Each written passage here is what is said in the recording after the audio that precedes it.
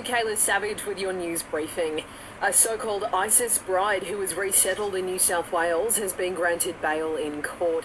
She's charged with visiting parts of Syria that were Islamic State controlled back in 2014 to be with her husband. The now 31-year-old was allegedly aware that he was part of the terrorist group.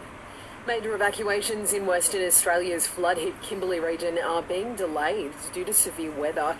The situation has been described as the state's worst on record. Authorities are working frantically to rescue affected locals.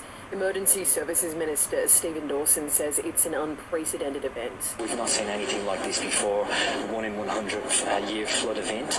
It has been very challenging because of the winds, because of the fact ex-tropical cyclone Ellie has hung around Fitzroy Crossing for days. Early signs today that China might be on track to lift its unofficial 2-year ban on Aussie coal.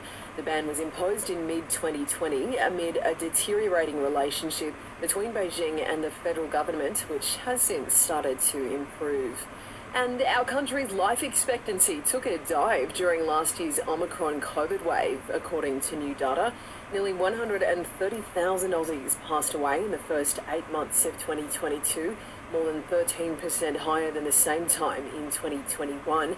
Close to 8,000 of those deaths were doctors certified as being caused by the virus. How does your super size up? Visit mlc.com.au/supersizer to take a super check and to find out important information about MLC. Still no movement at the SCG, with the rain continuing across Sydney at stumps after day 2 of the pink ball test against South Africa. The Aussies were 4 for 475.